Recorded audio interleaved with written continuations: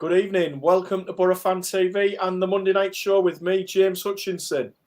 So, Boro fans, the past week has seen Boro come from behind to defeat West Brom before their customary defeat at Oakwell against Barnsley at the weekend.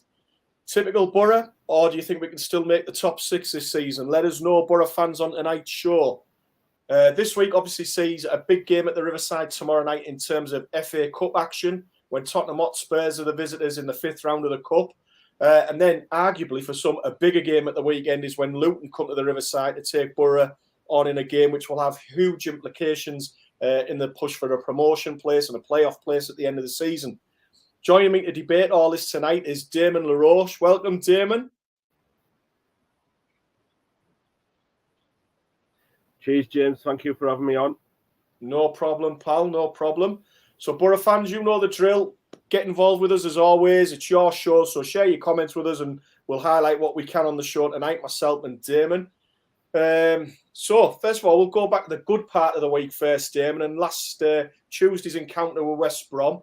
I'm always reluctant when we talk about games and matches to call out the officials' performances, but I think Michael Salisbury, the referee last Tuesday night, he sort of set the tone for a difficult evening for himself, didn't he? Yeah, I mean, it's poor refereeing. I mean, the first few minutes, Isaiah Jones down the right hand side, got in, and I think it was Connor Townsend. He should have been sent off. Really, it was a clear red card. It was a clear goal scoring opportunity. The ref didn't exactly fill me in the entire 90 minutes. We dug in. We got the result in the end, and I was happy. Yeah, Colin Fry echoes your sentiments there, Damon. He said the ref was an embarrassment last Tuesday. Strong words from Colin there. I actually thought the game itself, Damon, I thought we started quite well, but then we seemed to lose our way in the opening 45 minutes. Why do you think that was the case? Do you think it was we were missing Matt Crooks? The forwards were struggling a little bit on the night. What do you think? What was the problem maybe in that first 45 minutes against West Brom? I think it was a combination of, as you said, James, missing Crooksy in that midfield role, and obviously the last few games really we haven't started. It seems to be like in the second half we're taking teams apart in recent games, but I couldn't understand. There's like we start once we go a goal behind. You know, it takes that for us to kick up the arse for us to get ourselves in gear, and it really annoys me, really. Yeah. We do apologise if you're having one or two technical issues again tonight. It isn't Guesty's Web this week, Lee Thistlewaite, but yeah, we're conscious that the weather's playing a bit of havoc up here at the minute, but we'll see how it goes. Again, though, Damon, Chris Wilder, he has to take great credit for assessing the situation as he did last Tuesday. And he was bold, he took decisive action, and his substitutions and the change in formation, particularly putting Tav at left wing back, that brought about a great change, and obviously bringing Duncan Watmore on as well. That made a massive difference, didn't it? It did. And as I said, Neil Taylor as well. I don't think he's up to par on this left-hand side. I've had a disagreement with my friend Luke all the time about it. And he suggested he should be dropped out of the team personally, but put Tav or Bowler back in there. But Tav did fantastic when he went to the left-hand side, and I thought Riley McGree as well. He was the standout player for me on against West Brom. Yeah, definitely a good player. Definitely a good player. Yeah. What did you make of his performance then, Damon? I thought he was magnificent. That's why I give him man of the match for me. He was all over the pitch, especially that through ball for Tav to set up Paddy McNair's goal. That was fantastic. It's just the eye of a needle pass, and that's what we want in games. And it's a shame he's shame he's just picked up an injury, because I thought he would have made the difference in the last 2 results we've had. Yeah. No, lots of viewers are getting in touch with regards to Saturday and Barnsley game. We'll get onto that at the minute and the performances there of certain individuals who some people want to bring up, but we will talk about that later on in the show. You've mentioned Riley McGree there, and again, you mentioned the man who we helped set up that first goal, but it was Marcus Tavernier who played a massive part again in that goal. I think, Damon, since the festive period, his performances have gone up another level completely, haven't they? And the versatility and the fact that he can move from midfield, and he went into left wing back last Tuesday, which maybe 1 or 2 people might have been concerned about him playing that position. But he again has become such an important part of this squad and the first team itself, hasn't he? He has, and as I said, he's we're going to need everyone from now to the end of the season. Everyone's got a part to play at the football club. I mean, we'll talk about Saturday, as I said, when we come on to it. But there's one name in particular that I don't think fans want to talk about again in the Middlesbrough shirt, and that's James Lee-Saliki. But because he was poor. Well, as you say, we'll talk about Barnsley again. I think Ryan Clark's itching to talk about Barnsley. He's a Barnsley fan who's got in touch. Hope you enjoyed the show, Ryan. Hope you've enjoyed one of your few wins this season. Good man, but all joking aside, no, you did deserve the 3 points on Saturday. Chris Sykes has mentioned there with regards to Tav, he's found some consistency, and I think he has performed really well over the past month. And Kev Short, hope you're well. Kev, he's got in touch with us, and he said, like to see Tav, McGree and Crooks in the same team, but don't know if it'd work as a midfield 3 or if we now found a new role for Tav as a wing back. What do you think of that? Do you think Tav could be the answer at left wing back? Because I think Taylor's done a good job there, but we're maybe a little bit limited going forward with what he can offer us. So do you think Tav might be the answer there, Damon? Tav could be the answer there. But as I said, we've got Ball to fall back on, haven't we? But do you shot him straight back in there as well? There's a number of choices you can put at left back with them regards to Tav and Baller. But as I said, Tav against West Brom, he was magnificent as soon as he went to left back. Because I don't think his natural position is like a number 10 role in that midfield. I think his natural position is out wide. He's a winger. Right. And bear in mind, before we move on from the West Brom game, before that match, there was a lot made of West Brom's poor run of form. They hadn't scored, I think, for 5 games. Now, they did score against us. But bear in mind that we went a goal behind, yet we still came back to win. What does that say about what Chris Wilder's instilled in this current team at the moment?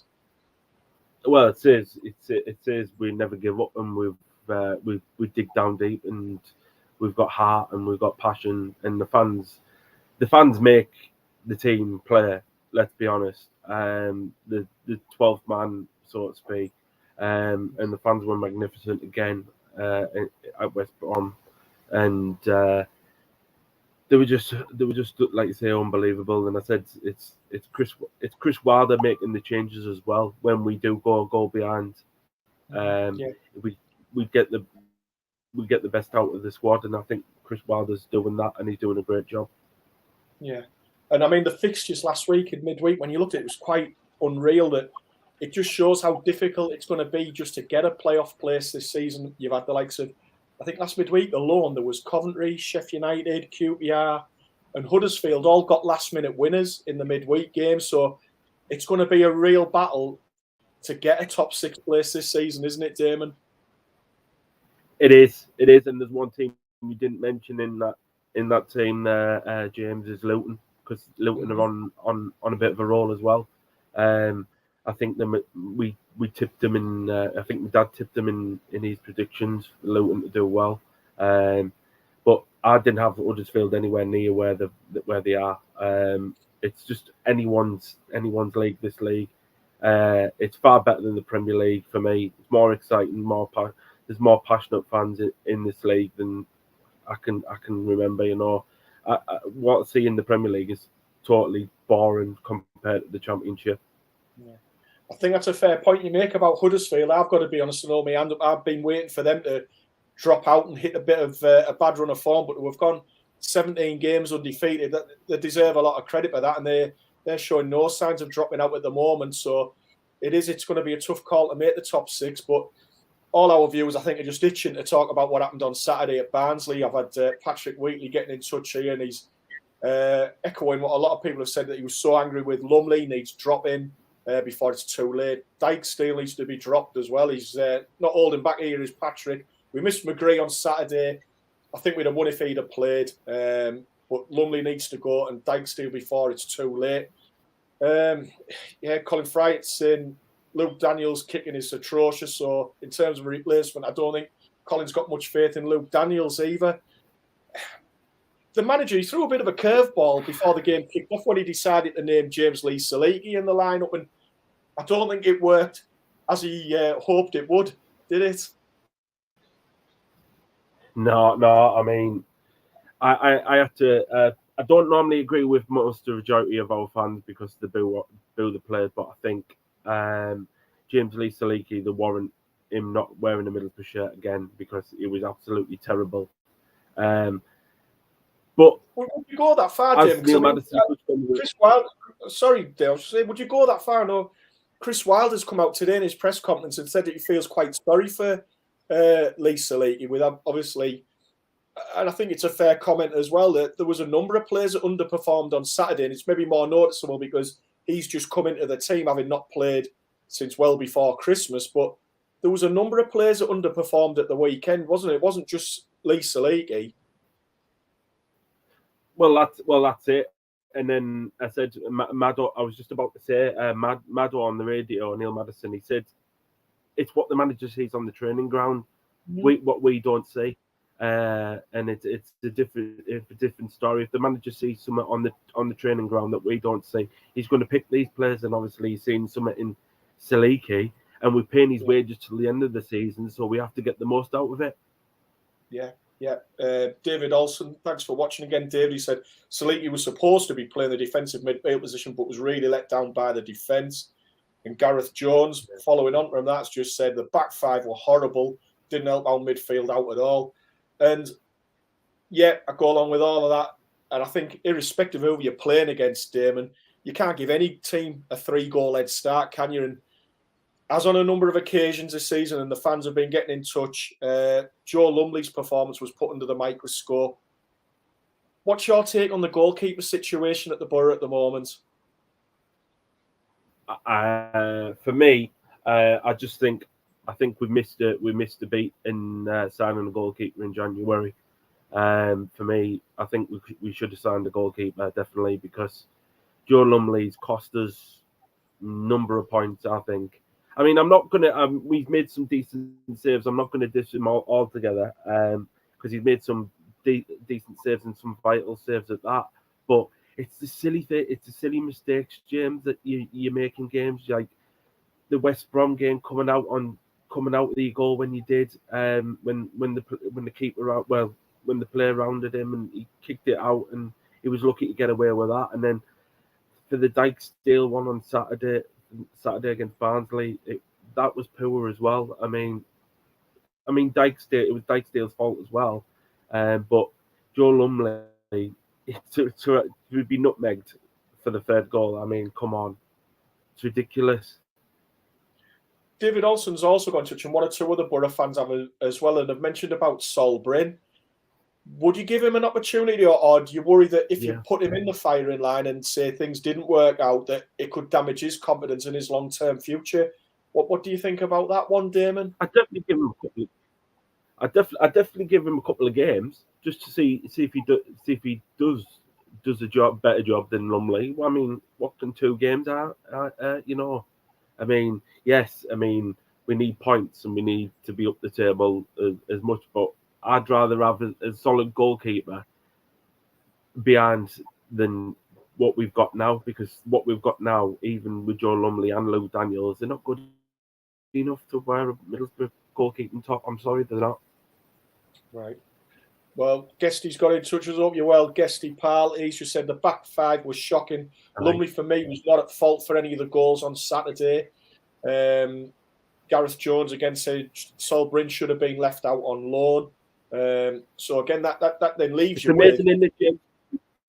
It's amazing because everyone sees a different game entirely. You know, Yeah. like we all disagree with Lumley, and so the people don't. And you know, that's part and parcel of an opinion in football, and that's part and parcel of why we do the show. And it's about opinions, and that's everyone has an opinion. So yeah, Matthew Smith's chipped in with his 2 penneth within, and he said there, Sol Bryn could be our goalkeeping version of Isaiah Jones.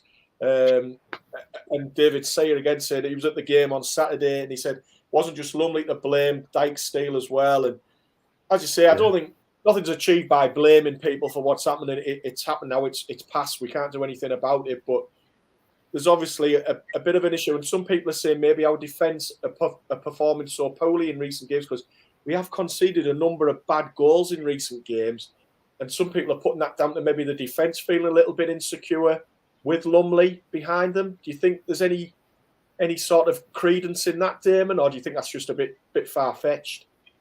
I think it's a combination of everything in it. It's lack of confidence, maybe. I only Wilder knows what goes on the training ground and what he sees and what on a day-to-day basis we don't see, and what goes on in the players' lives with their social media. They might be getting hate comments for all we know. They could be getting anything else like that.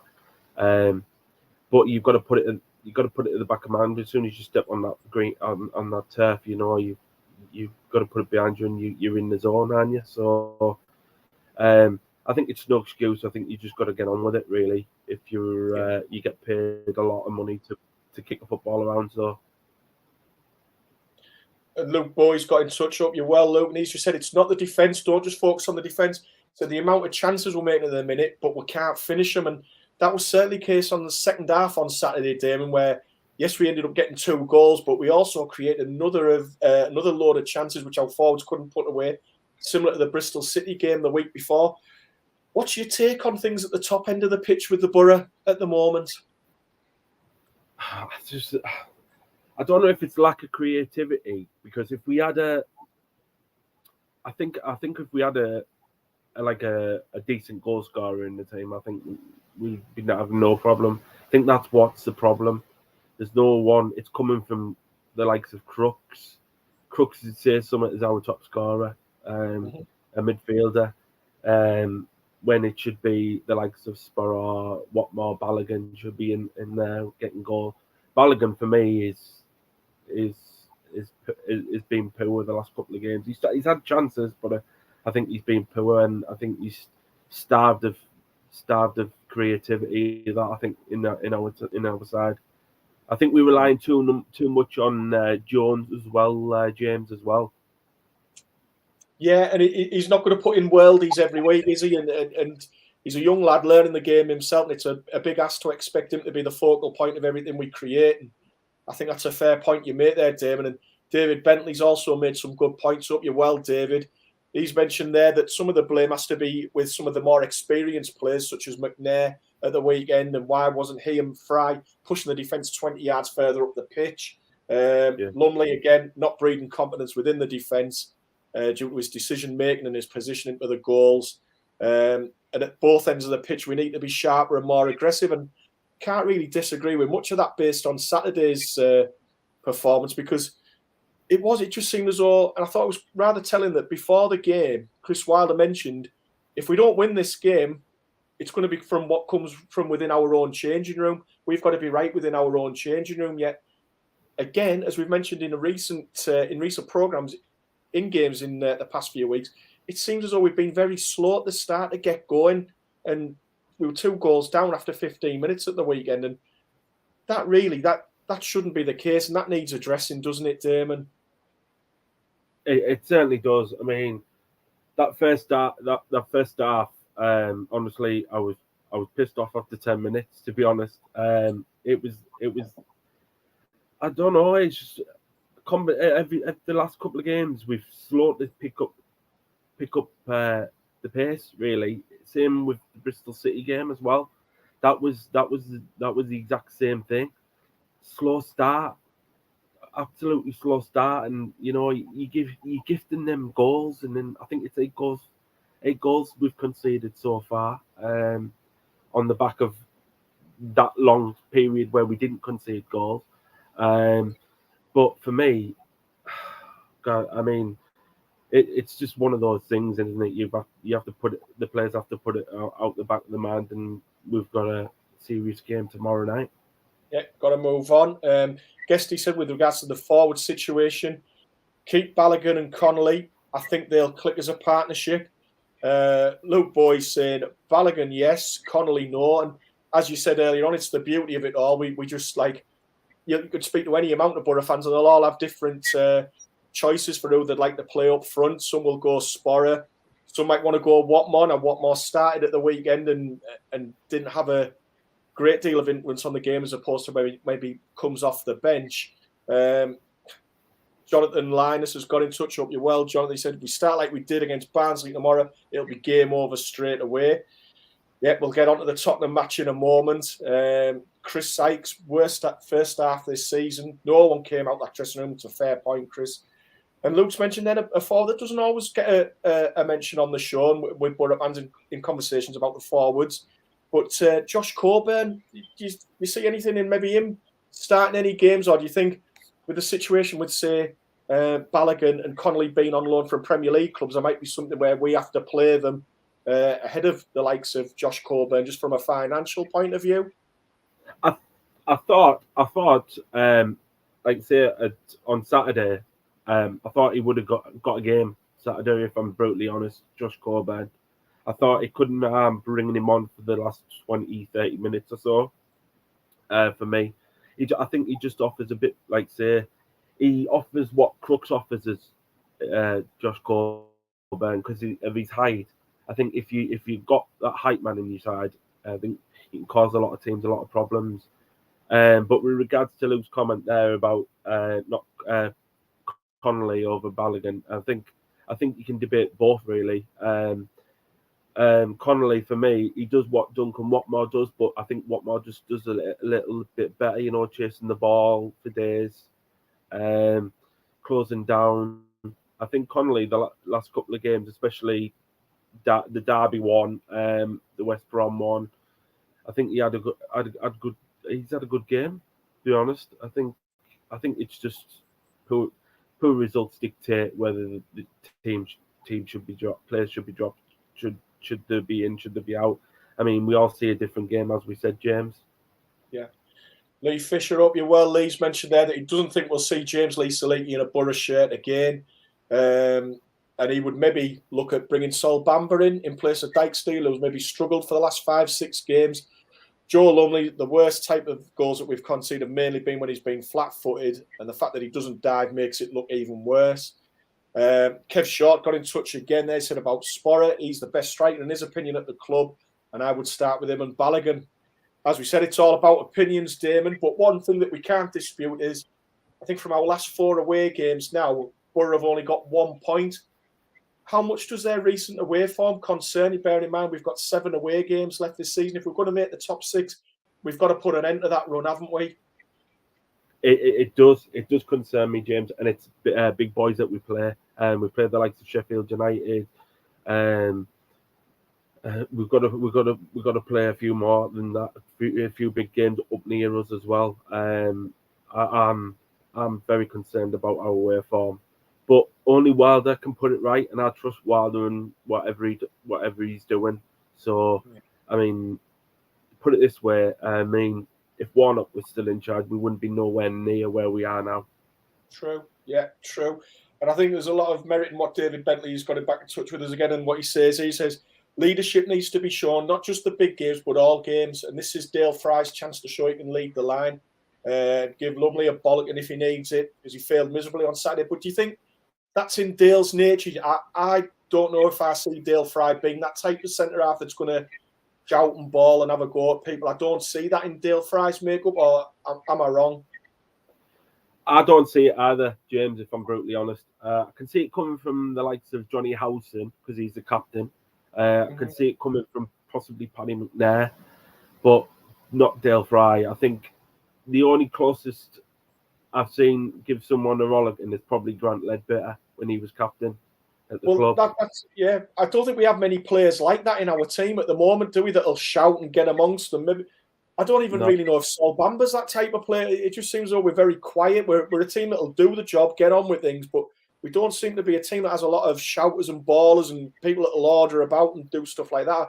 I'm not sure. I just don't really see that in our makeup, and maybe that might be something that Chris Wilder will address further down the line. I think that's what gets you promoted, really. A leader on the pitch. If you've got a leader on the pitch, a number of them, not just saying one, a number of leaders. If you get that in your squad, I think you've got a good chance of getting promoted. But until we have that, I don't see we have that, as you said, James. Luke Boy thinks that maybe Tav might be the man that does that. I'm not sure. I think Tav's just a bit of a whinger, to be honest. I don't know if he's going to go around shouting and having a go at me. I think he likes getting in the FC here, but we'll see. Could be wrong on that one. But anyway, we'll put league matters to a side for a little bit now, Damon. Got a nice juicy FA Cup game at the Riverside tomorrow night when we take on Tottenham in the 5th round. Is it a welcome distraction for you from the playoff push, or how do you feel? Are you still happy to be in the FA Cup? Are you looking forward to tomorrow, or would you rather just focus on Saturday and Luton instead? I mean, we all know the league's the bread and butter, but it's nice to have a little dream, isn't it? I like the FA Cup for cup upsets alone, but for me, the league's the bread and butter. As I said, I mean, it's as Ron Finley just said there, it's cash for the club and it's money in our pocket. He's spot on with that.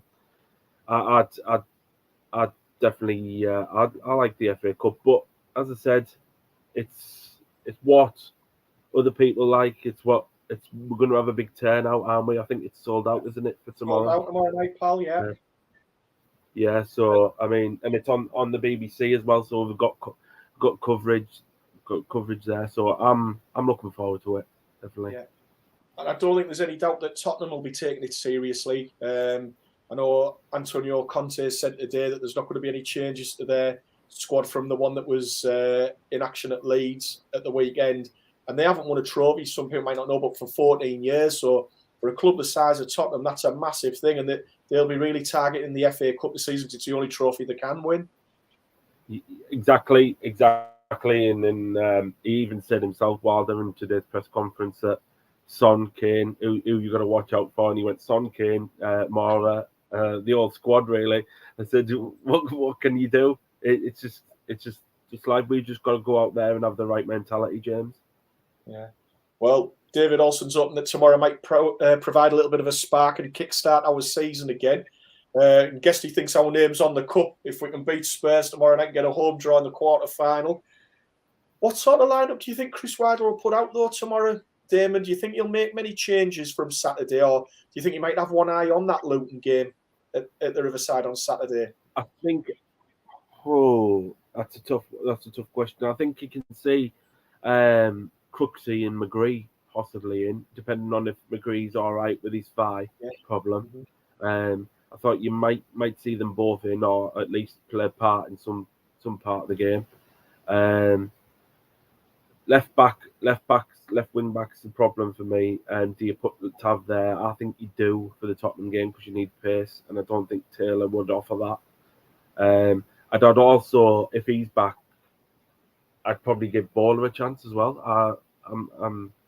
But it's where you fit these players in. I just don't. To be honest, if I'm all honesty, I don't think he'll keep this. I think he'll just keep the same team as what he would for a league game. Right, go as strong as possible. Do you think then? I think so, James. There's it's win or bust, isn't it?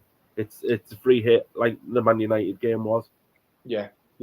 Well, Kev Short said there he loves the FA Cup and it needs more respect.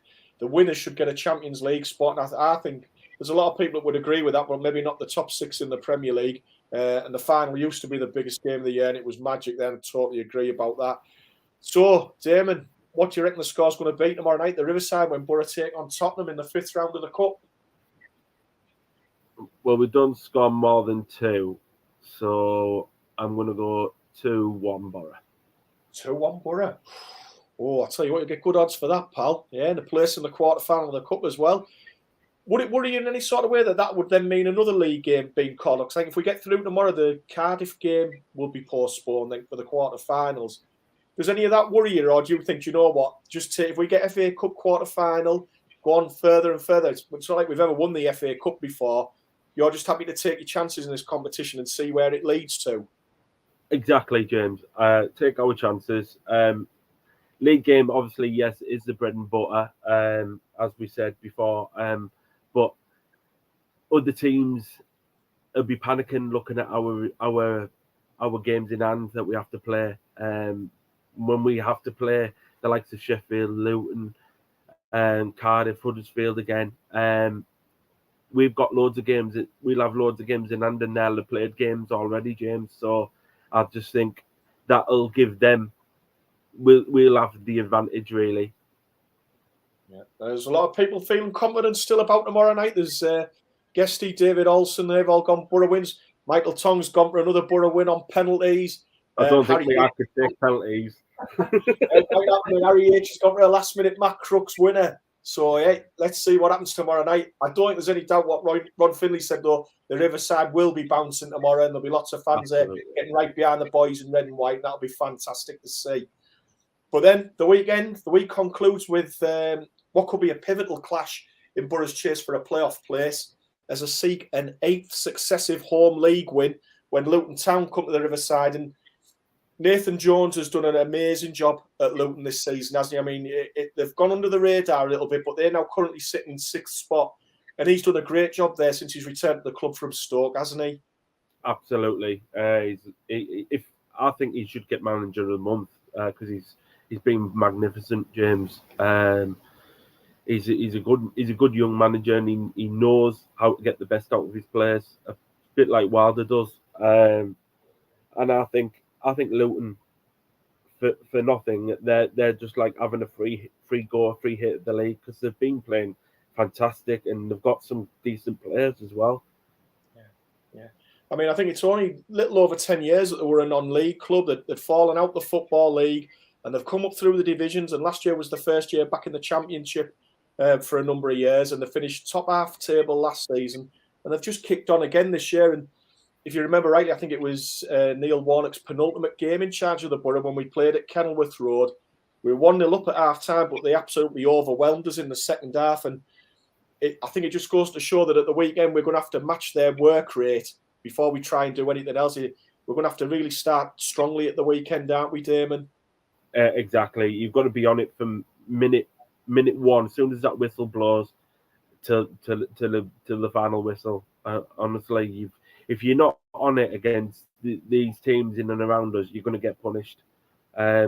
Especially, I like their player. Is it that Adebayo? Adebayo. Yeah.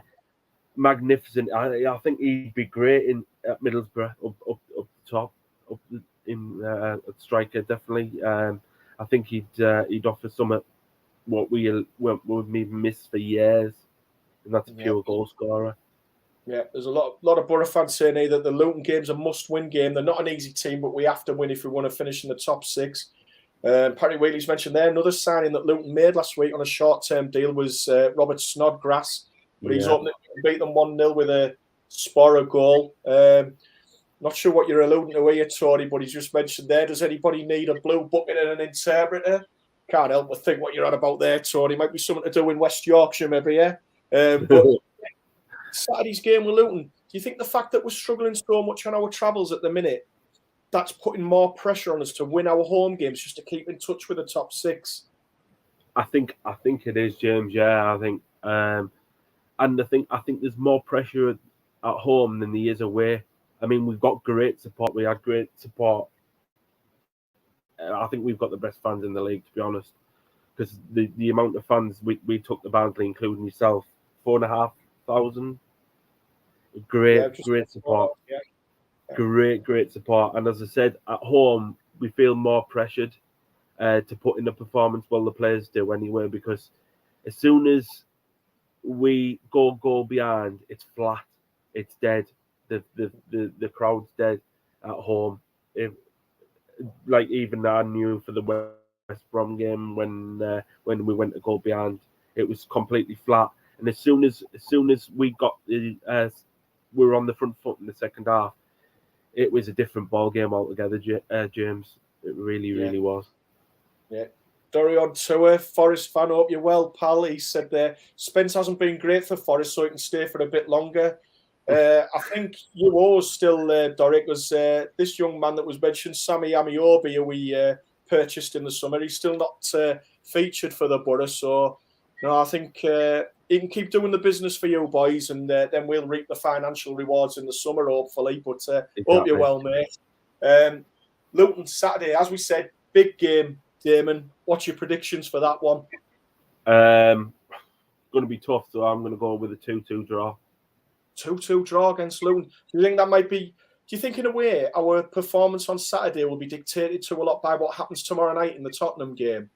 I think it could be, like I say, if we pick up any injuries or stupid niggles or I don't know, daft things like that, I think it could have an effect on us, especially if it's key players that are out missing, that get injured. I think it will have a factor for sure, yeah.